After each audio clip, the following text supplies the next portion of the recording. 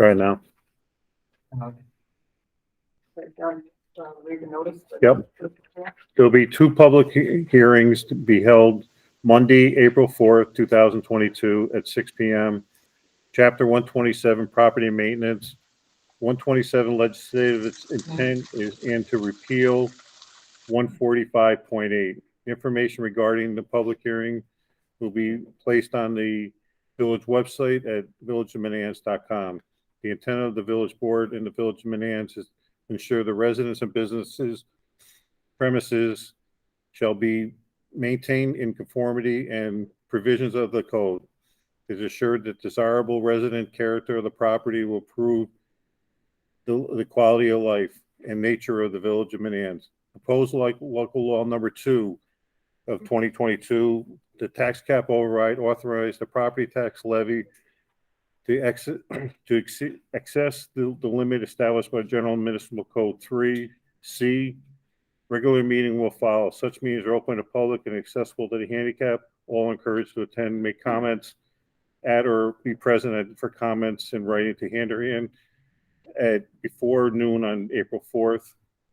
Copies of the laws are available at the village office and on the website. So for anyone that's not already taken an opportunity to hear on this matter, we'll open up this up. I do support local law number 1, chapter 127, property maintenance code. Well, for health, general welfare, public safety, environment, and the quality of life reasons. I think this, I support it all the way, and I hope that you welcome my support. 100%. Thank you. You're welcome.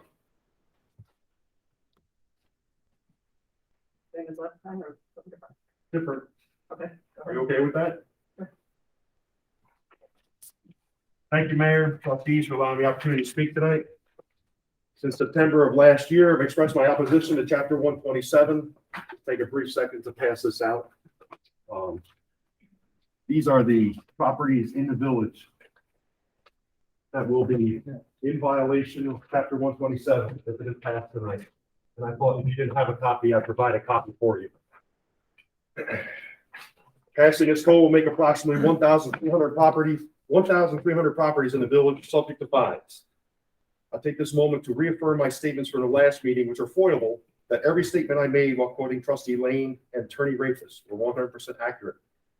Instituting a law for 2 properties is wrong. Current chapter codes 64, 71, 82, 90, 135, and 145 address the issues raised in proposed Chapter 127. Perhaps just adding a higher penalty will satisfy Trustee Lane's need for money. The assumption that Chapter 127 is a money grab can only be made because not one member of the board has publicly spoken about 127 since it was presented in September of last year. 7 months of modifications, and not one person who sits on the elected board will speak about it. As far as support for 127, I am not inclined to agree with the county legislator who supports copying what the city of Albany does. The village has hired a professional to completely look over and review the village codes. Perhaps the board should wait until a competent professional has had a chance to do his job before just following one person's idea. It is very obvious the board does not want to publicly discuss Chapter 127, nor does it want to uniformly apply laws to all village residents. I'll take this quote from New York State law. It is a quote, "It is essential to the maintenance of a domestic society that the public business be performed in an open and public manner, and that the citizens of this state be fully aware of and able to observe the performances of public officials and attend and listen to the deliberations and discussions that go into making of public policy," end quote. Again, this looks like a money grab situation for Trustee Lane. His proposal of increasing existing fines in current chapters from $150 and $250, increasing them to $1,000 and imprisonment is unconscionable. I look at previous meetings, waiting for someone on the board to speak up and do the right thing. Not discussing an introduction into law in public is not good for the village. Selective governance is not good for the village. Introducing a law to handle 2 properties is not good for the village. I urge the board not to pass local law number 1 of 2022, chapter 127, property maintenance code. Thank you. Again, speaking as a resident. Hearing no further comments, proposed public hearing for local law number 1. Move on to local law number 2. The proposed local law is providing overriding the tax cap is just a formality. The draft budget stated in the tax cap at 1.99%, but as a precaution, we will pass a resolution allowing an override to protect those finances. And an error in calculation has been made that could bring the amount over the 2%. There are no consequences to this override as the tax rebate no longer exists, but if the override local law is not in place, there are financial consequences to the tax filing the following year for going over the tax. I will now open up the floor. Now, with the area local law number 2, 2% overriding the tax cap by 2%.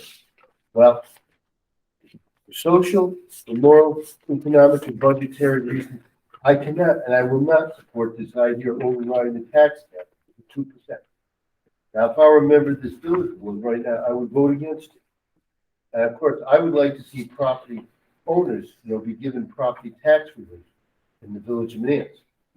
So I urge you to oppose it, but what you do, you make the decision whether you're going to vote for it or against it. But so I just stated my reasons why I opposed.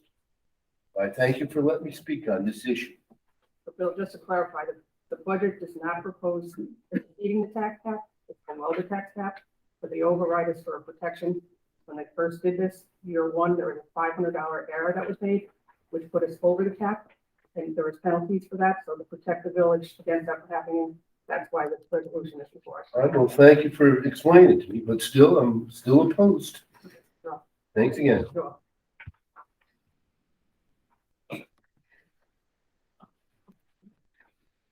There are no further comments. We will close this public hearing and move on to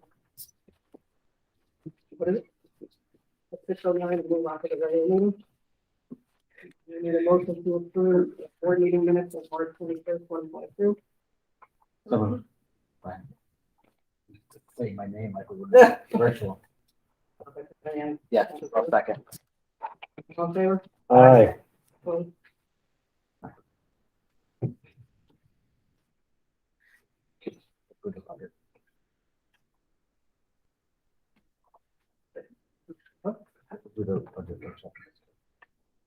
Oh, yeah, Oh, we do. Yes, we did. So we need a motion to approve the budget workshop minutes of March 9th, 2022. All in favor? Aye. Opposed? Abstain.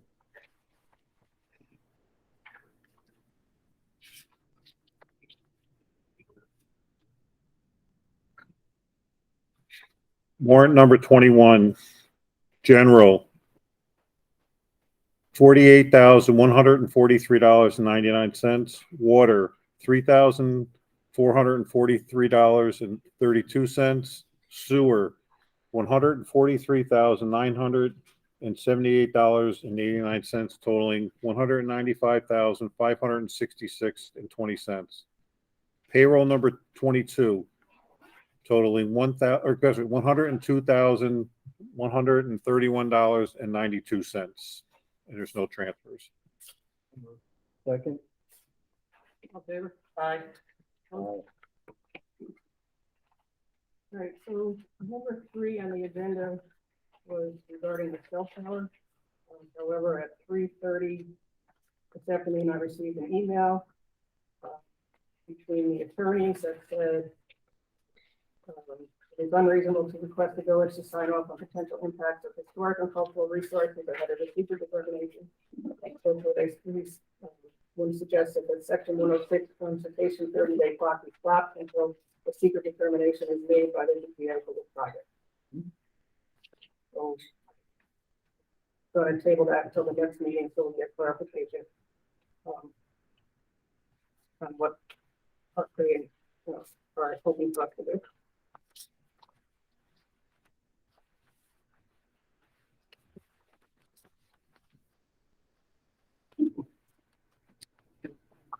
All right, next up is discussion regarding local law number 1. I have a couple comments about that. Those of us sitting up here as representatives of Menands, we know that while we have all the best interests in the village at heart and work hard to improve things to make Menands an even greater place to live, there are occasions that this is a thankless job. And most of the time we silently accept that as well as accusations thrown at us and move on to continue to work with them. But right now, at this stage of my life and career, I am not going to be silent about the accusations, false comments, and bullying tactics that have been cast over the past couple months as members of this board during discussions on local law number 1, the property maintenance code. So while I'm not looking to further this public engagement, I would like to address some of those comments.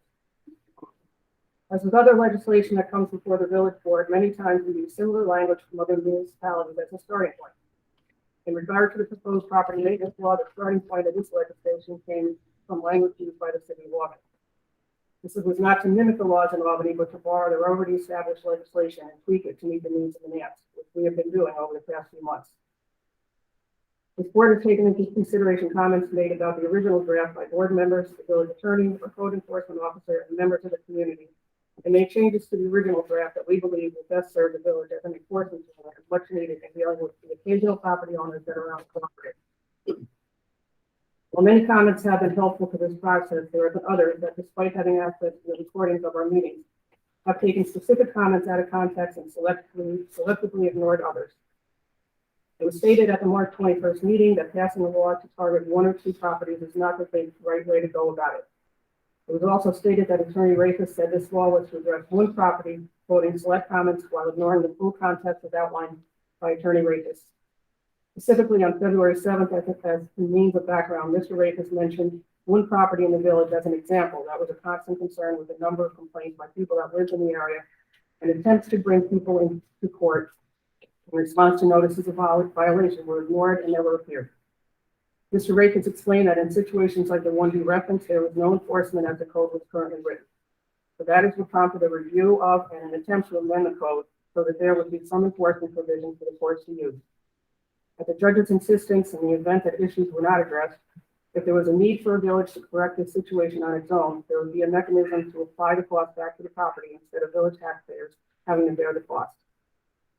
Also on March 21st, it was stated that there was no comment or discussion by any member of the board other than Trustee Lane, and perhaps the entire board is just riding along. Again, this comment was misleading and conveniently left out comments in previous meetings, particularly from the February 4th public hearing. At that time, there was dialogue on multiple sections of the draft legislation. In regard to the sidewalk maintenance, I stated that I thought the language was too vague and needed to be tightened up because it was my understanding that the residents were responsible for snow and ice removal, while maintaining the sidewalks was the responsibility of the village, and that needed to be spelled out in the local law. I believe we did this clearly now with the 127.2C2 repair and replacement of public sidewalks due to homeowner neglect or work performed by the homeowner shall be the homeowner's responsibility to return public sidewalks to its original condition. Deterioration of public sidewalks due to normal wear and tear shall be the responsibility of the village of Menands. While some municipalities require homeowners to maintain all sidewalks around their property, it's not the intent of this board to put that burden on Menands residents. It has been the intention of the board to implement a plan to address the sidewalks now that most of the streets have been paved throughout the village. And the DPW will continue to replace sections of sidewalks throughout the village that need attention while doing so. There was also a discussion between board members during the February 4th meeting on the 5-day timelines outlined in the original draft, which I stated to my knowledge the 5 days has to do with code enforcement reviewing the complaint. Following these discussion changes were made to the original draft to clearly address the intent of the law. Upon receipt of a complaint or noting a violation of the code enforcement officer shall look into it within 3 days business days. If a violation is noted, the property owner, occupant, or entity having control over the property will be notified and given 7 calendar days from mailed notice or 5 calendar days of a personal service to contact code enforcement with a plan to rectify the violation. Failure to respond will result in a notice of violation to be issued. The amended language specific to section E was drafted by me, following public hearing comments and approved by Steve, Lyle, and Tim. For stating there has been no board comment or discussion is blatantly false. It was also stated by a resident that it was the intent for the village trustees to have lifelong village residents who might not be financially able to address a problem in a timely fashion pay a fine. This cannot be further from the truth.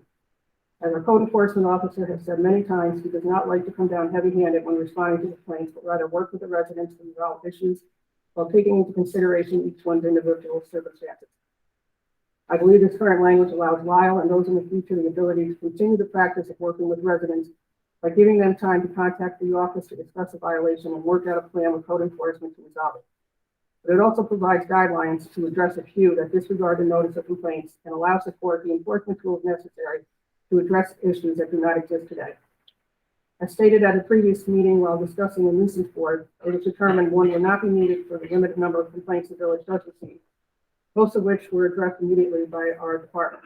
But for the rare few, such as 33 Glenwood and 45 Broadway, had better enforcement language already been in place, these issues would not have dragged out as long as they have, because the court would have the tools to enforce them sooner.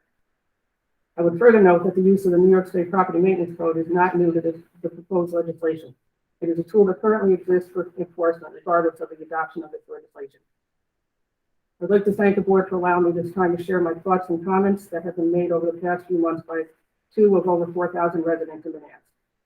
Entering my 18th and final year on the board, 12 of which have been mayor, I'm not going to sit silently and allow someone's personal agenda attack my character or that of the members of this board, or to take away from the nearly 2 decades I have served as a village official and an additional decade as a volunteer with such things as softball and basketball coach, coordinating youth dances, movie nights in the park, summer concerts, organizing the construction of the concession stand and gazebo, military picnics and parades, village picnic, fundraisers, upgrade to the nature trail, securing funding for improvements to our parks and more over the past 30 years to improve the quality of life and community spirit in Menands. Together with this board and the others that I have served with, we do not do this as a means to exempt ourselves from law, which was a ridiculous grandstanding statement, but rather for the love of our village and wanting the very best for it, and I thank you for me. I believe the hard work and dedication of members of this board and our village employees was instrumental in the nomination by Dr. Vaughn, the village of Menands, to receive the character award, stating the school cannot do the work they do without the support of the village. It does indeed take a village, and the attacks and misguided comments made at the expense of this board is not what our village is about, nor in its best interest. Thank you. We can now move on to May I also make a statement? As the mayor stated, every property in the village is and has been under the New York State Property Maintenance, code, New York State Uniform Code. Every property within the municipality is under this code. Commercial, residential. What we were looking at doing, as the mayor also pointed out, was to create something to provide a process, which we really didn't have. Yes, there are a couple other sections that had local, law in it that indicated, issue, but we didn't have a procedure to process those through a system. And as we put it together, many points were made from the original draft to what we finally came out with at this side after several months. I think this is the 4th actual public hearing we've had on that subject. And Lyle did make the point of inputting that he didn't and would never want to go directly to a notice of violation, would want to work with the homeowner in every situation where there was an issue. In addition, just to respond to the part about this being a money grab, the way this reads, any person who engages in unlawful conduct as defined in this article shall be punishable by a fine not to exceed $1,000. Now, we will only say it's no more than this, okay? But it's actually, it'll be, if it goes to the point where it has to go before the village justice, they decide what the actual, fine is going to be. The board does not decide that. So as far as it being a money grab, that's, couldn't be further from the truth. That there's wouldn't be, enough situations that would arise that would amount to a hill of beans. And I don't think anybody would want it to be, result in them coming into the village court.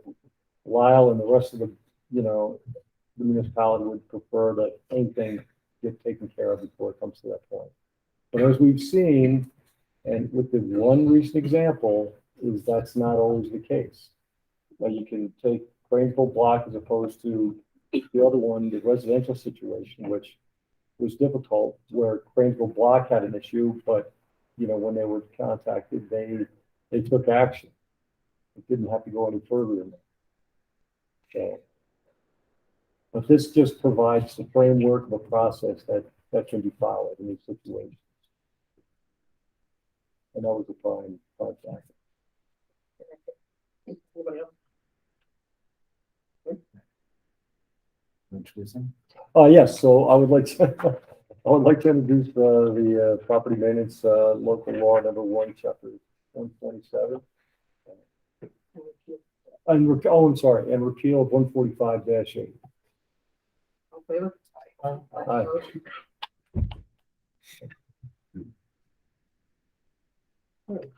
So you all received. So we read this next one. Wait, you gotta do local law number 2 is next. Did Oh. we, how we read this? No, it's not that one. I want to read it. Here. Where's that back? Local law number 2, local law authorizing the property tax levy in excess of the limit established by general municipal law. Legislative intent. It is the intent of this local law to allow the village of Menands to adopt a budget for the fiscal year commencing June 1, 2022 that requires the real tax levy in excess of the tax levy limit as defined by general municipal law 3-C. This local law is adopted pursuant to subdivision 5 of general municipal law 3-C, which expressly authorizes a local government governing body to override the property tax cap for the coming fiscal year by the adoption of a local law approved by the vote of 60% of said governing body.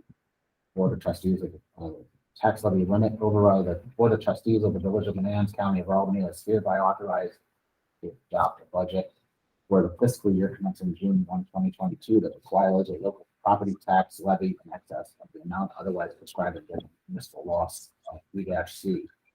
Severability, if a court determines that any clause, sentence, paragraph, subdivision, or part of this local law or the application thereof to any person, firm, corporations, circumstance, is invalid or unconstitutional, the court's order or judgment shall not affect, impair, or invalidate the remainder of this local law, but shall be confined in its operation to the clause, sentence, paragraph, subdivision, or part of this local law, or in its application to the person, individual, firm, or corporation, or circumstance directly involved in controversy, or such judgment or order shall be rendered. This local law should take place immediately on filing with the Secretary of the State of New York. So moved. This is for procedure only. Second. All in favor? Aye. Opposed? Number 6 on the agenda, Nicole is looking at a different set of numbers right now, so we're going to table that for the next board meeting. Next one is the heating and plumbing. It's our excuse me, it's our annual renewal of our service contract with Dwight Plumbing and Heating for the they do the service contract to go through and for the plumbing and heating for this building and for 280 Broadway, and they also do the DPWs and water. And the contract went up I believe it was $125 per, no, for the year or from last year. Yes. Second? All in favor? Aye. Opposed?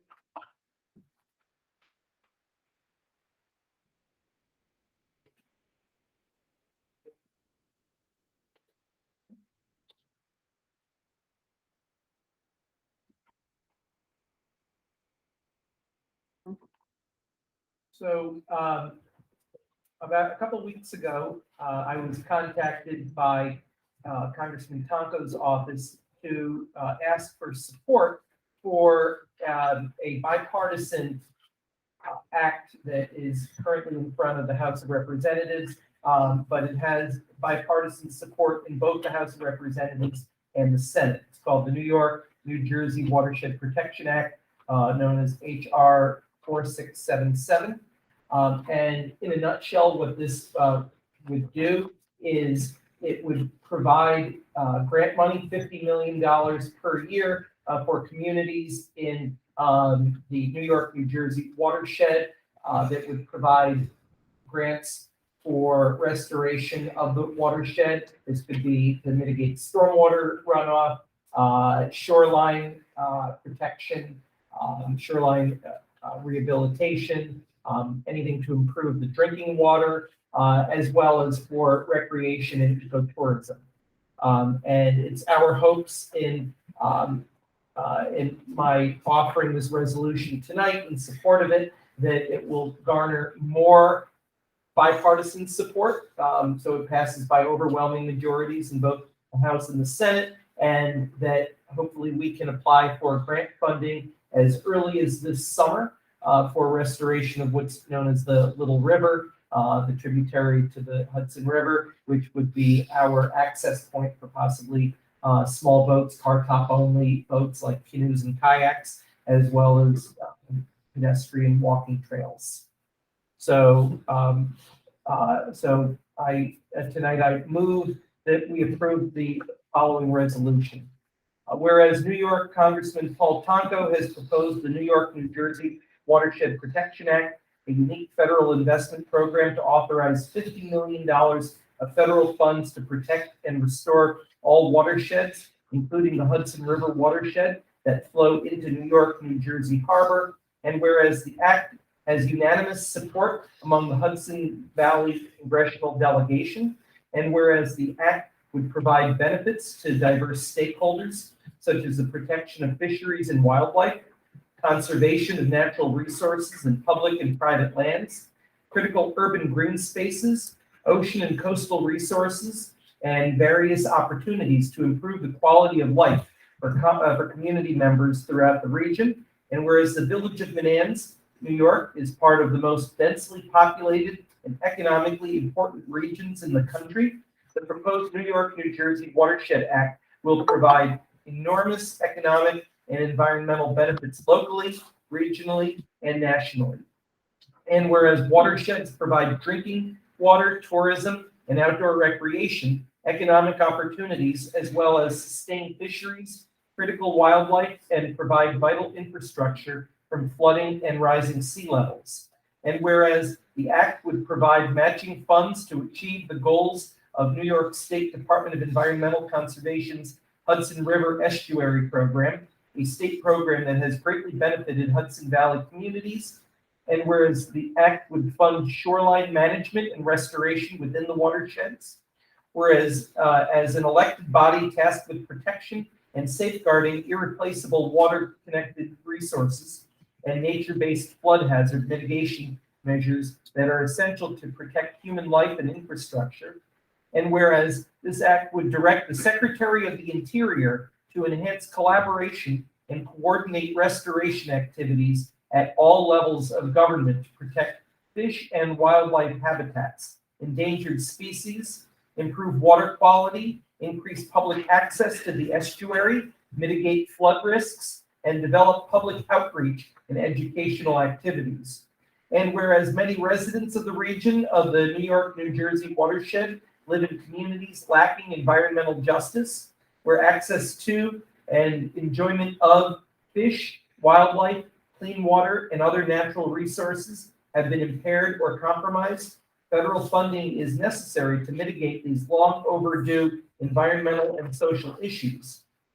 And whereas the village of Menands, New York would benefit from the act as it would establish beneficial programs and award grants to help fund valuable restoration projects in our local community, including the restoration of the Little River tributary to the Hudson River that was disturbed during construction of I-787.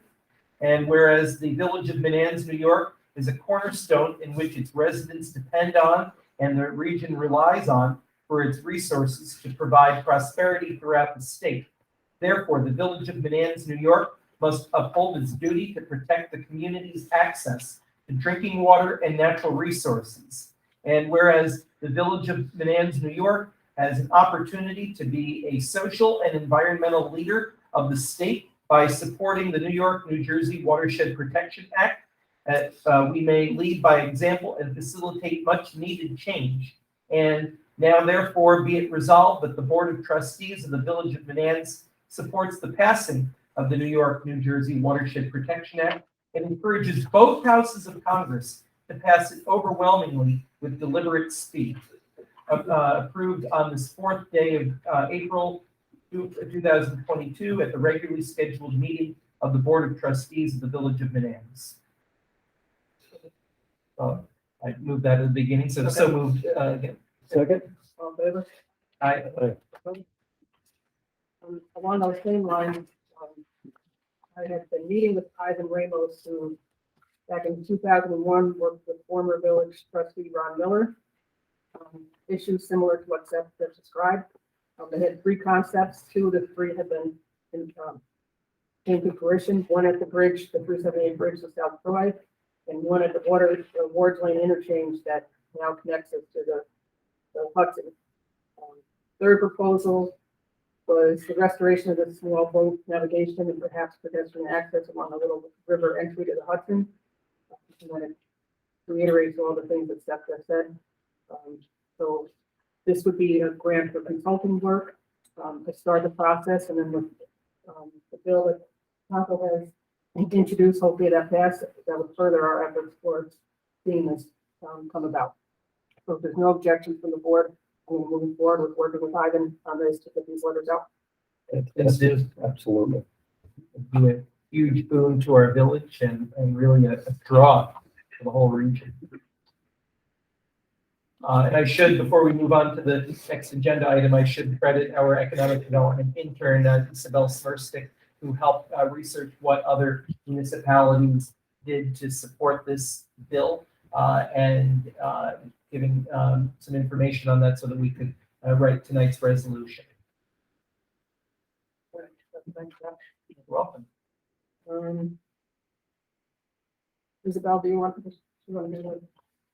Did we, yeah, we could, Isabel, are you ready to present your update?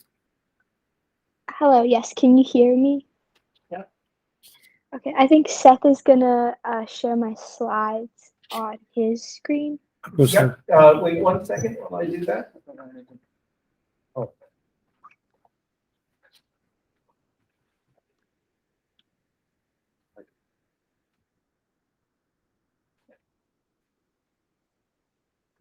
Okay, Isabel, you're all set. Okay, thank you. Yep, so just going to give my bi-weekly economic development intern update. Which Oh. number? It's supposed to be going through there. Hold on a minute. Maybe this is- I'm not sure. No, I'm muted here. Plus buttons on the side. Yeah, there is over on this side, yep. Let me try muting mine and see if that.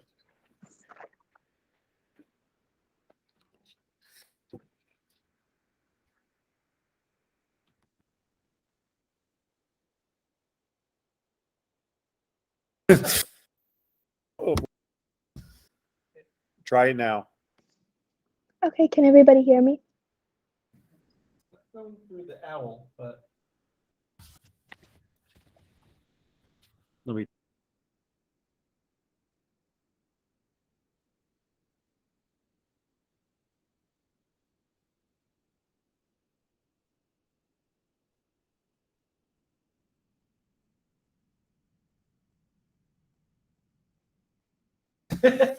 Isabel, try it now. Okay, can everybody hear me now? You can just give a thumbs up, that way you don't have to. Okay, thank you. you try it now. A How about now? little better. Okay, I can try and talk as loud as I can. Maybe that'll help.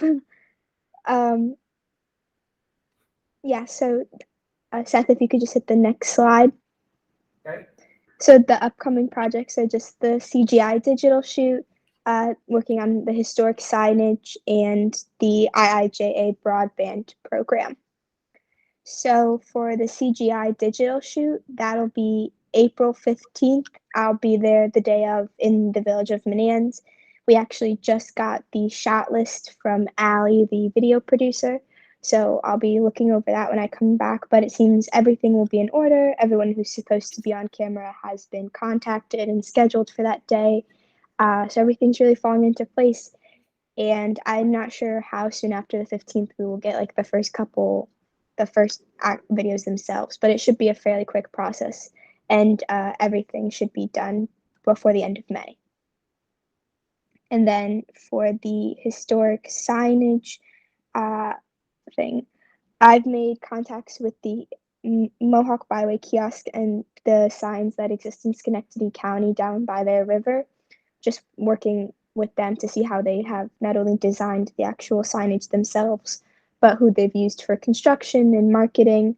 I also have a meeting with Megan, Seth, and Sean, the webmaster, and Kevin from Chazen, I believe, to talk about their experience with doing historic signage.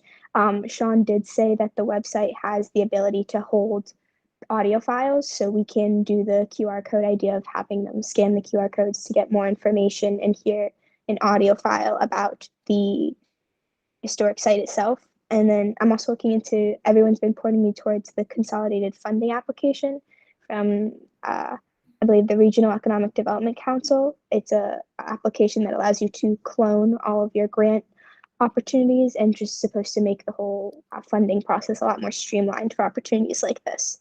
So hopefully we can get the village an account for that and get working on that soon.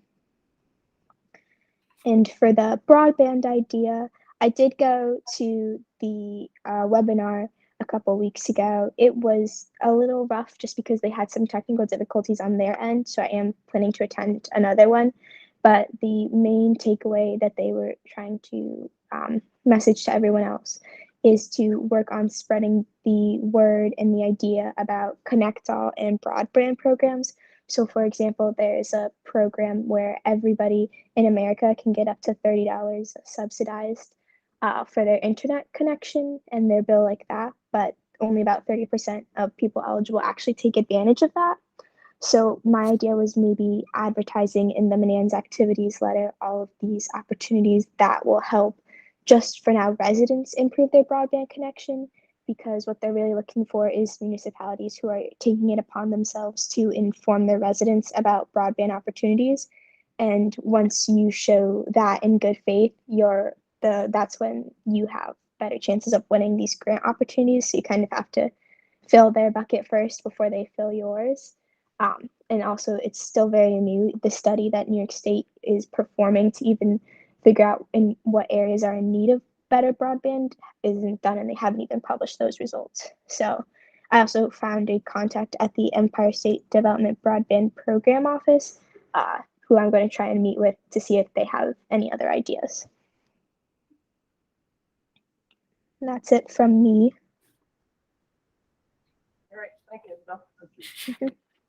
Anybody have any questions for her or comments? We thank you for tuning in and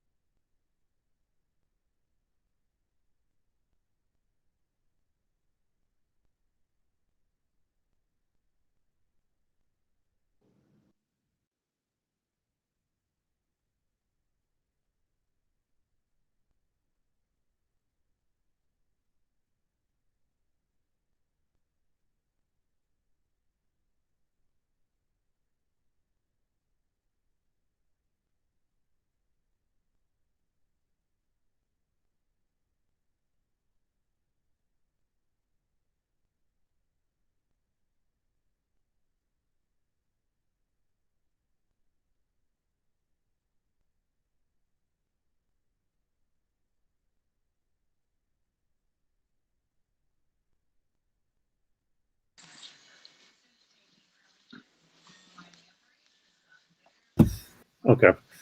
Sorry about that. you'll be able to hear us now. If you guys want to say something. Yes, can hear you now. Okay.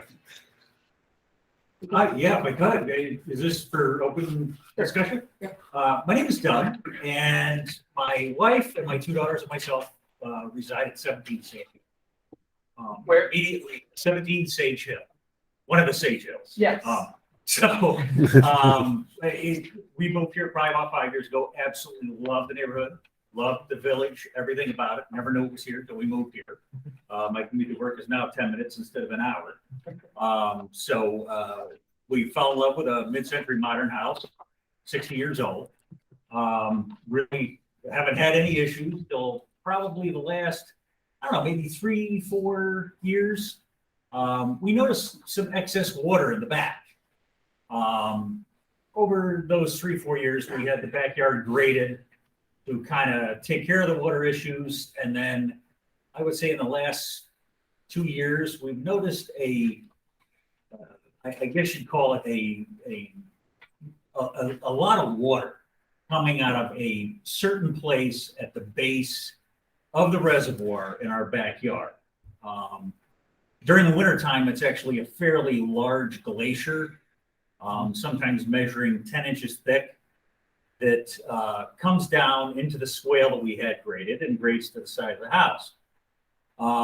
So I've been, over the past couple of years, I always call Mike Hagman at Department of Public Works. He's been very receptive, very nice guy, calls me, comes out, he's Johnny on the spot, looks at any issue that I have with the water right away. And he always told me it was groundwater. I'm like, geez, that's a lot of water. And, so fast forward to January this year, I'm sitting in the sunroom. It's very cold out. The glacier's 10 inches thick. And I say to myself, this just doesn't make sense. I have to be, for lack of a better term, not too intelligent to believe that something's not correlated here. So I grabbed a coffee cup, went out, grabbed some water, took it to Northeast Environmental Lab, I think it is, in Rensselaer. And the gentleman there, after 2 days, I called him and said asked him if he had the results. He more or less told me that very high fluoride for groundwater. So then I asked him, I go, where could that be coming from? He says it's definitely a municipal water source. So at that time, we sat around for a couple of days, my wife and I, and then we wrote a letter. I brought it down to the village where I met with Mr. Hannerhan briefly. And it was a brief letter, nothing, I'm not a scientist. I'm not anybody that knows all this stuff. And the gentleman at the lab said the village is going to want to know right away because there is with fluoride that high, it's definitely a municipal water source. And from what you're describing to me, he goes, there's a substantial leak. They're going to want to know. So, I'm kind of down here today. It's been, I want to say about 2 weeks since I dropped the letter off. I called Mike Hagman for a update. He didn't call me back, which was kind of weird because Mike always calls me back, even when he's at home. And forgets he calls me back, and I haven't heard anything back. So I'm just kind of trying to make sure everybody here knew about the situation, for one thing, which I'm not sure if you do or not. I know Mike does because I hound him enough. And I just kind of wanted to see if there was some type of plan to either, if we don't know what's going on, to get somebody who does, because I have no idea other than there's a leak. So I'm just trying to figure out, where we are. Well, I did speak to Mike recently about it. Okay. Conversation. What I believe is going on is they're working with the engineer, and I think it's called a submarine. Okay. Which is a piece of equipment that goes into our reservoir and it'll scour for leaks. Okay. And they're waiting on that piece of equipment. It's the last I was told, which was recently. I don't know if Mike's told you, that's what I was told a month and a half ago. We're waiting for the guy to come in with the underwater drone to swim around and look for leaks. I'm just concerned that it's quite an issue. If you would like to come up in the backyard, or anybody, any of the trustees, I would more than welcome you. Should 17? 17 Sage. Because now I have a point where I am digging trenches in the yard to divert the water away from the trees, because that area, like any of the sages, there's large trees. I'm to the point where I don't want to do this, but I have to. I'm kind of sizing up the tree. If that tree goes, is it going to hit my house? Because it is so when you walk back there, you sink in mud. I mean, it just, you can dig it out and more water comes. And it's, the house is, I don't know how many feet it is away. I didn't measure it. I probably should have measured it, but there's, my house, then there's a slight dip down to the swale, and then it goes uphill to the reservoir. It's only about, I'm guessing, 40 feet from the back of my house to the fence. And then the reservoir is maybe 10 foot beyond that. And the hill coming down is off the reservoir, the berm is probably only 5 foot to the fence. So it's not just a one spot. That's where the glacier comes out, but there's another spot behind the pump hut, I guess you'd call it, which is a brick building that has the pump that, correct me if I'm wrong, I don't know this exactly. I would assume that's where they pump the water up from Troy or pump it down to the houses. I'm not sure which, or both. But then there's another leak over there. So I'm just, I don't know. Water finds the lowest point. I get it. I'm just trying to, before it gets to the point where because it got progressively worse over the last 2 to 3 years. I just don't want to have a tree, heaven forbid, fall on my house. Or, the biggest glaring question is it compromising the foundation? The house has been there for 60 years. But is it compromising the foundation of the house? That's the other issue I'm worried about. There's no water in the basement, which I'm extremely thankful for.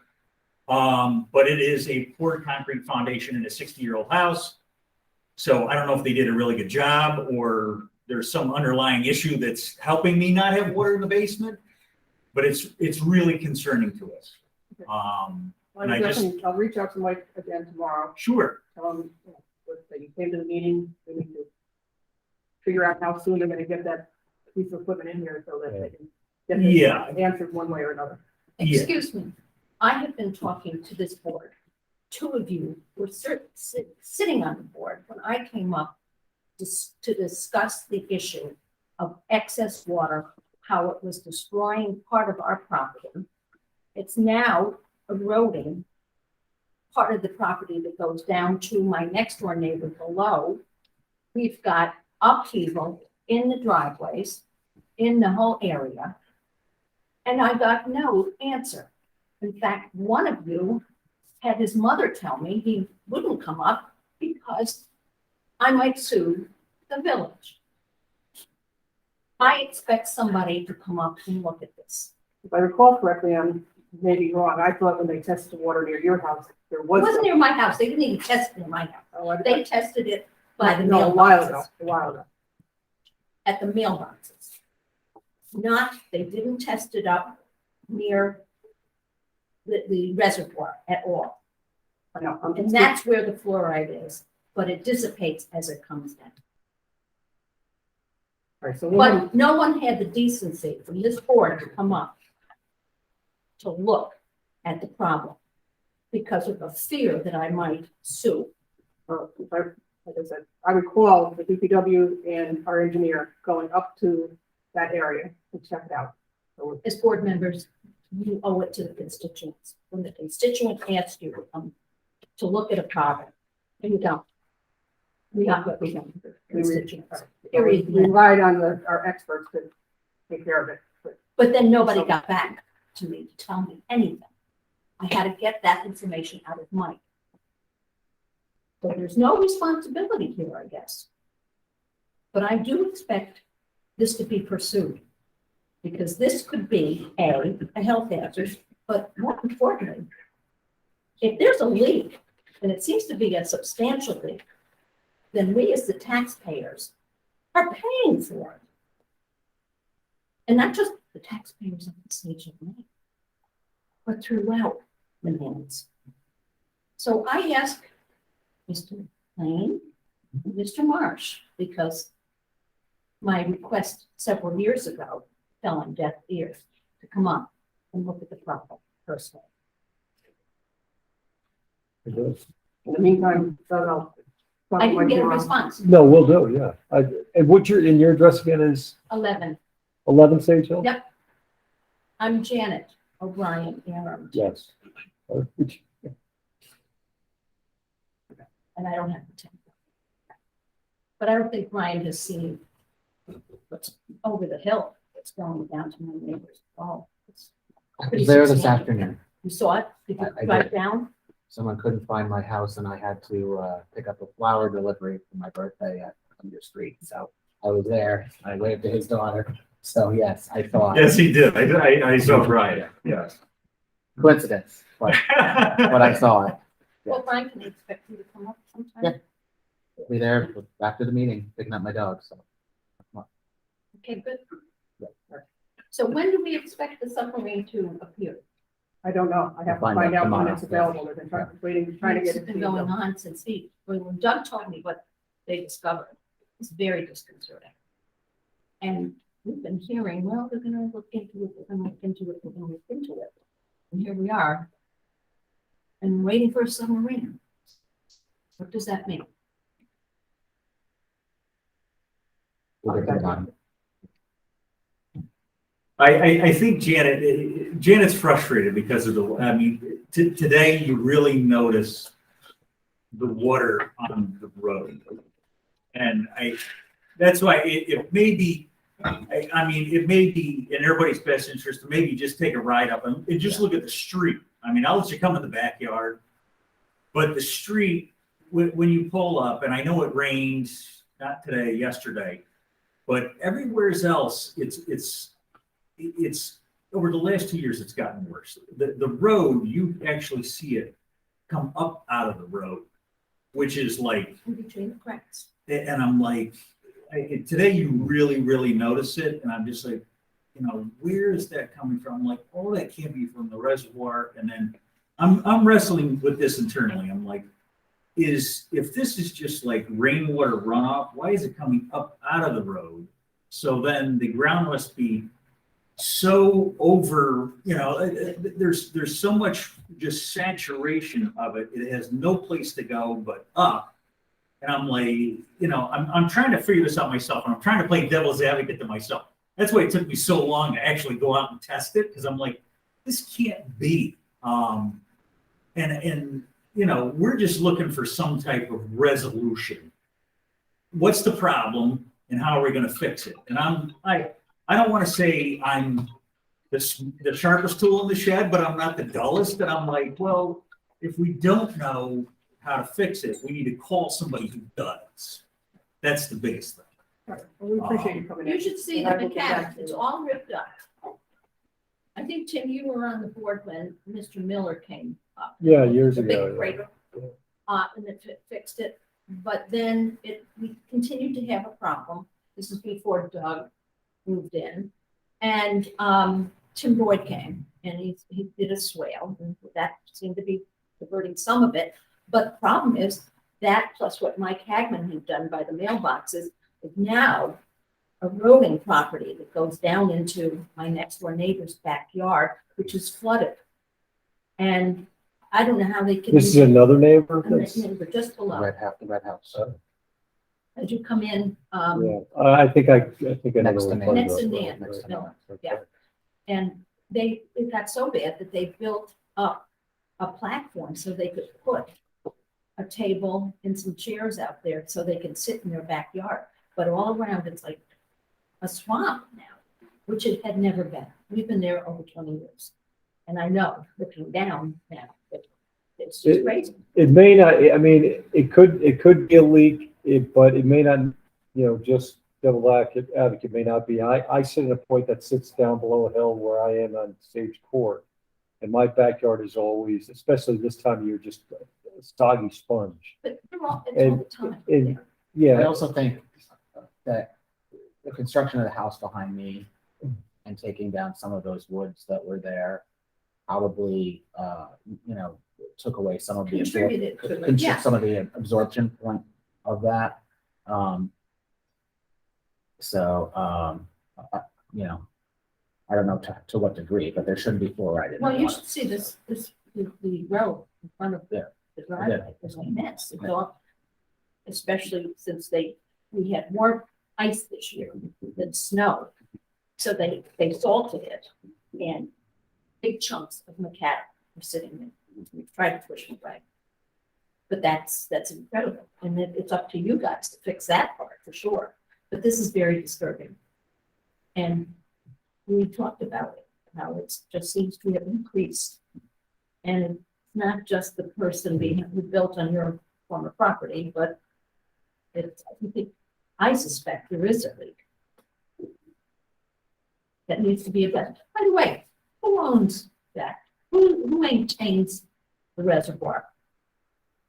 Village. Yeah, the towns. So it's up to you.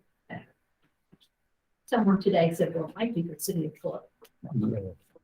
We buy the water from Troy. I know that. That's what I said. Because We made the lines for the reservoirs are out. Yeah, because both of us have noticed activity by the village maintenance up there over the years. So we figured it was truly owned by the village. Thank you for bringing it to our attention.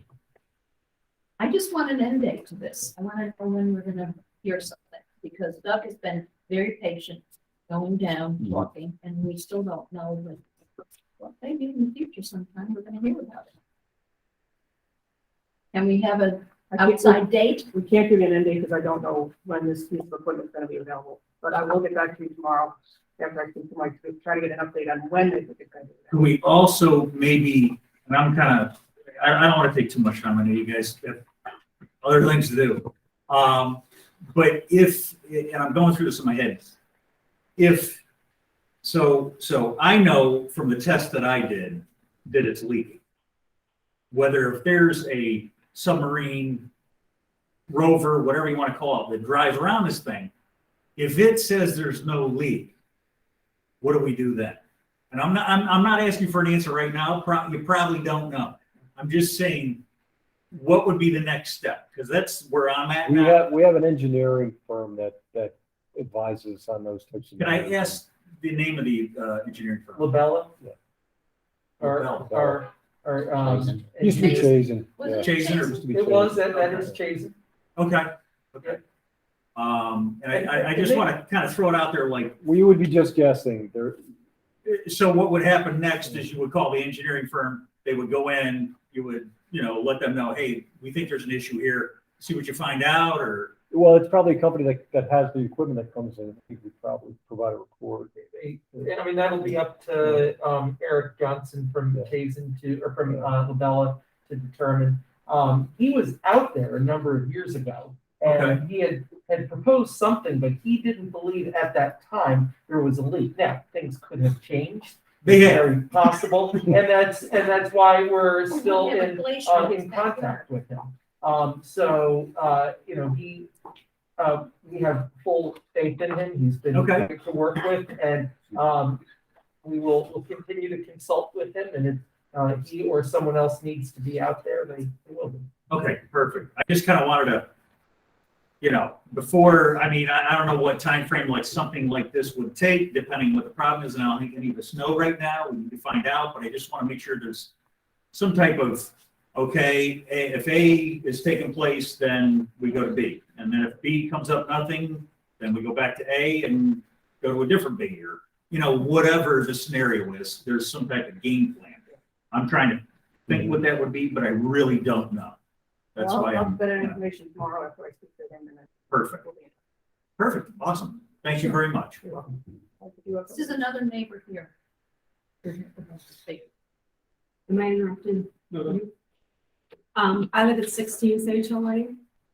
And I'm on the bottom of the other cul-de-sac. I'm Which, the I'm sorry, lower what's your side. name there?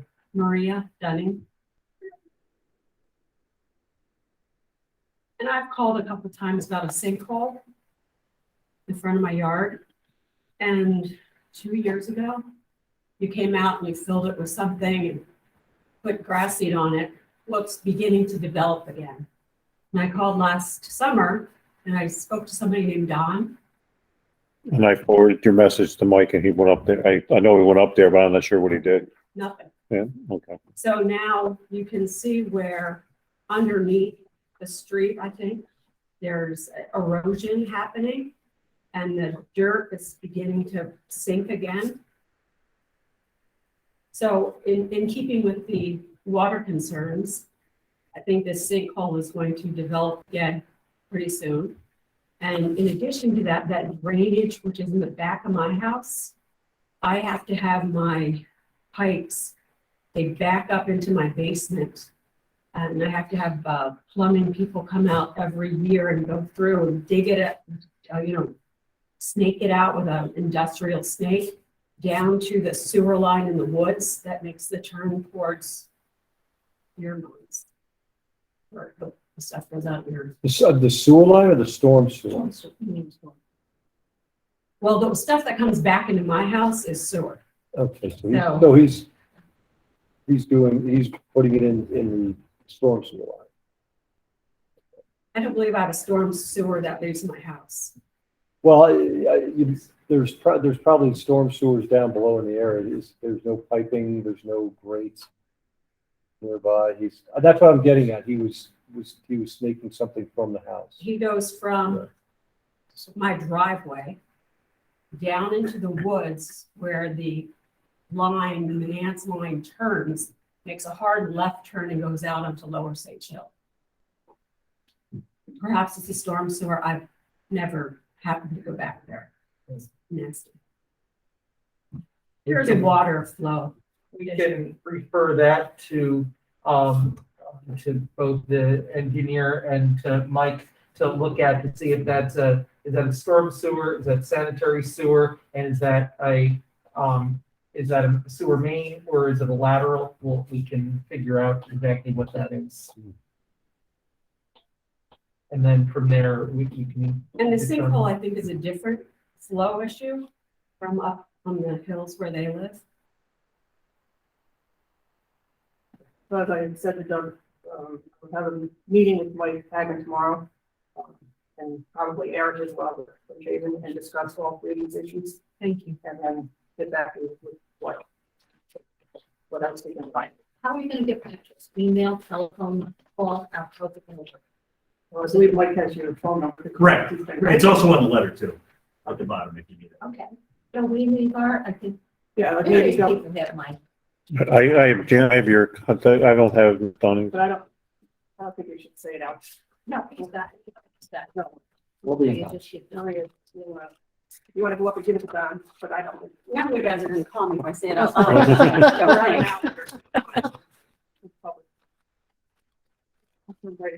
Thank you. I'm Oh, sorry. sorry, no worries.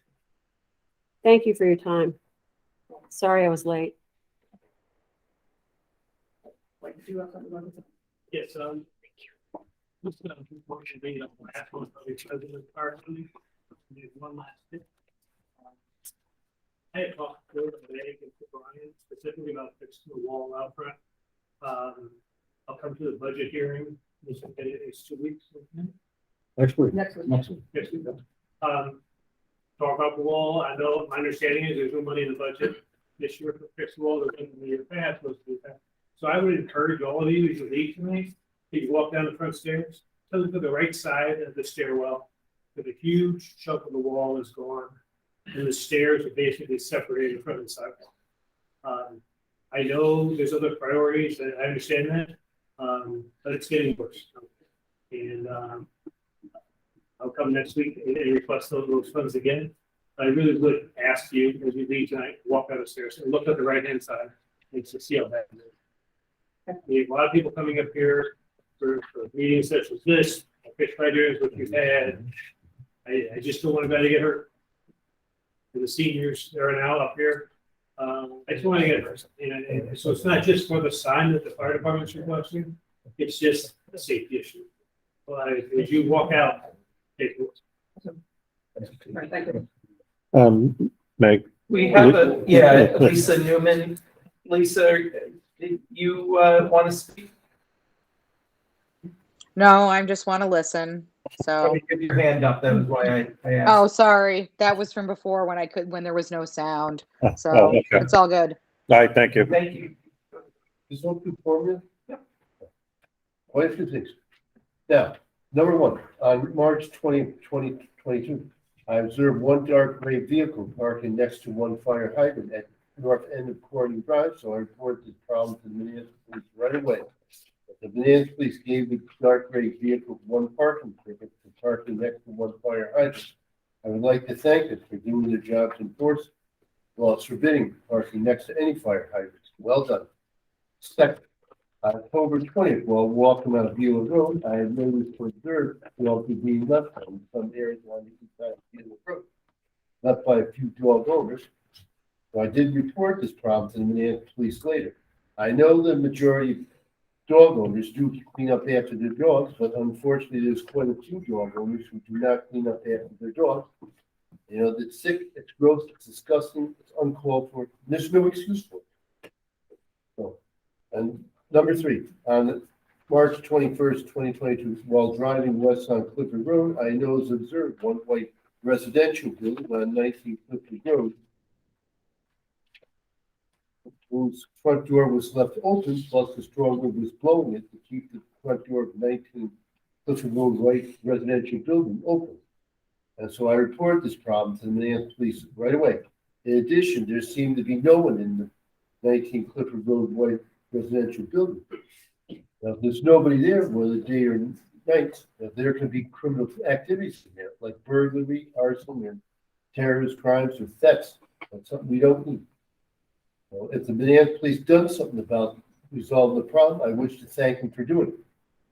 Now, on March 21st, while walking on North Lyons Avenue and driving on Tillinghast Avenue and Broadway Junction, I noticed and observed one trash barrel each on North Lyons Avenue and Tillinghast Avenue and Broadway Junction. So I removed those trash barrels from both of those streets and placed them on the grounds where they should be. We need to remember that nothing can be left on roads or any village streets, including trash barrels. Now, on the same day, while visiting Menands Public Library, one of the staff members showed me that she removed one fire extinguisher from the area that was being blocked by filed carts that have been blocking the fire extinguisher. I told them, you know, nothing can be blocking the fire extinguisher. It's against the law.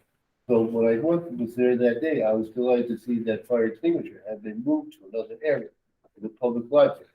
According to state fire safety rules and regulations, nothing can block fire extinguishers. I'm glad I got something done about it. 6, I wish to raise the subject about installing directional traffic light signals at Broadway and Manan and Market Road Junction here in our village. So this will enable vehicles to make left turns from Manan Road to Broadway or from Broadway to Market Road much easier. Unfortunately, there's currently no directional light signal at Broadway, Manan, and Market Roads Junction, which is tough for vehicles to make left turns at intersections during rush hours, just mentioned above. So I wish to see State DOT install directional light signals for the current traffic light signal system at Broadway, Manan, and Market Roads Junction. This way, it would make it far easier for vehicles to make left turns at the intersection. 7 last, on March 23rd, 2022, while driving on Broadway here in our village, I witnessed and observed National Grid utility guys installed 2 new Meadow Street light markers, number 66 and 74, on west side of Broadway here in Menands, which was to replace those 2 Meadow Street light markers, which were destroyed as a result of vehicle accident, which I had reported the problem to Menands Police back in December 2020. Well, after 15 months, I'm delighted to see that those 2 Meadow Street light markers, number 66 and 74, were installed on street just mentioned above, and I would like to thank the National Grid Power Utility guys for doing a job well done. Thank you for letting me speak. I'm done. Thank you. You're welcome. Board members have anything? Resolution for education sharing day. Last year, we were approached by Chabad of Colony Rabbi Mordecai Rubin to ask us to pass a resolution declaring April 12th, 2021 as Education and Sharing Day. We did that last year. We passed that on to the school, and I believe Menands School as well as North Colony Central Schools did do some programming and lessons around that. We were again contacted this year by Rabbi Mordecai Rubin to ask us to declare April 12th, 2022 as Education and Sharing Day in the village. And I'm pleased to offer the following resolution and move its approval. Whereas a quality education is one of the significant foundations for the continuing success of our state, our country, and our society at large, and in the village of Menands, we strive for the betterment of all of our citizens through an increased focus on education and sharing. And whereas through providing the possibility of an excellent education for all, especially children, with which to gain knowledge through rigorous study, we can create hope for a brighter, kinder, and more united, prosperous future in the lives of so many. And whereas one of the leading global advocates for the advancement of education, the Lubavitcher Rabbi Menachem Schneerson of righteous memory stressed the importance of moral and ethical education as the bedrock of humanity and the hallmark of a healthy society, and strongly urged that education be reinforced by the inculcation of strong moral values. And whereas in recognition of the Rebbe's outstanding and lasting contribution toward improvements in world education, morality, and acts of charity, he was rewarded with the Congressional Gold Medal, and the United States Congress has established his birth date as a national day to raise awareness and strengthen the education of our children. And whereas for more than 40 years, the President of the United States has recognized and honored the Rebbe's vision each year on that day by proclaiming it Education and Sharing Day USA. And whereas April 12, 2022 will mark 120 years since the Rebbe's birth, and the date will be celebrated across these United States and around the globe in tribute to the Rebbe's vision, guidance, and leadership. And whereas we presently battle a global pandemic which has disrupted traditional models of education across our nation, while concurrently motivating a focus on the stronger core values we wish to impart to children and adults beyond academic achievement. And whereas we can nurture the unity of diverse peoples throughout encouraging increased acts of goodness and kindness, imbued with awareness that even a single positive act of an individual can make a major impact in this world. And now, therefore, I, representing Mayor Megan Grenier, Mayor of the Village of Menands, do hereby proclaim Tuesday, April 12th, 2022, to be Education and Sharing Day in the Village of Menands, and call upon government officials, educators, volunteers, and citizens to reach out to those within your community and work to create a better, brighter, and more hopeful future for all. In witness whereof, I have hereunto set my hand and caused the great seal of the Village of Menands to be affixed at Village Hall this 4th day of April in the year 2022. Again, I move this resolution's approval. Second? All in favor? Aye. Opposed? Right, well, anybody got here again? I just got to remind everybody that next Monday, the April 11th at 6 p.m. will be the budget hearing. Here. It's good here. All right, there's a personnel and a legal matter for executive session. Motion. I move to enter executive session to discuss one personnel and one legal matter. All in favor? Aye. Opposed? Thank you. I'm sorry, who seconded it? Have a good night, everybody. Thank you, Bill. Good to see you. Have a good night. Take care, Bill. Glad I spoke to all the issues. Yeah.